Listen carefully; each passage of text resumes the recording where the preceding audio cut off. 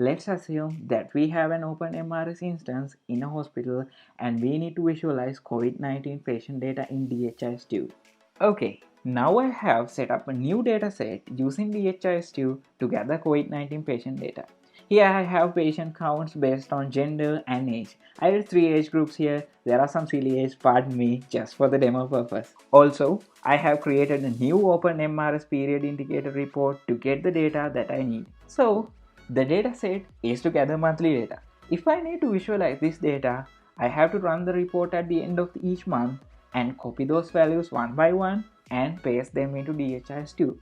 Pretty hard, huh? Here's the problem. If you have many complicated reports and numerous datasets, then the things get much worse. Here's the DHIS2 connector module that comes to the picture. This module was initially developed by Gembi, then it has migrated to the OpenMRS repo. Hats off to Gembi for developing this extremely useful module. Using this module, you can easily push data from OpenMRS to DHIS2. Without talking much, let's move to the module. You can install this module from the module window of OpenMRS or just follow the setup instructions on the README file. I'm going to connect the module with DHIS2 by adding the host, DHIS2 username and password. Before sending the data, we have to create a mapping. Mapping stores the relation between OpenMRS report and the DHIS2 datasets. We have to select the OpenMRS report from the left side and the DHIS2 dataset from the right side. This page will give you a nice drag and drop UI to do the mappings with the indicators of the report and the data elements and the category option of DHIS2. Now I have created the mapping, let's try to push some data. In the DHIS2 dashboard, I have generated some nice little charts for my dataset. As you all can see, here I don't have data for the month of September. Also, I can see it on the data entry view too. Now, let's go back to the module's run report page. Select our report and the mapping.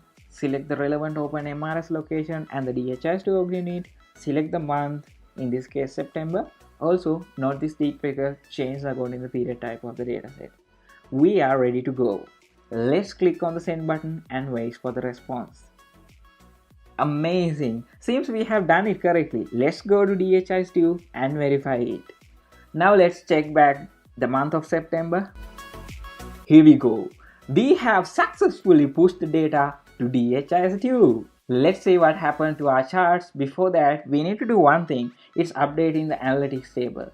Okay, let's see how it looks. Now we can see data for the month of September here. Apart from that, the module has some nice set of features. You can manage these mapping, duplicate them or delete them.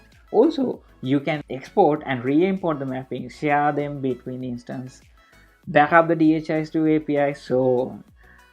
Another nice feature that comes with the module is the schedule option. All you have to do is schedule in the reports. The module will do the jobs for you.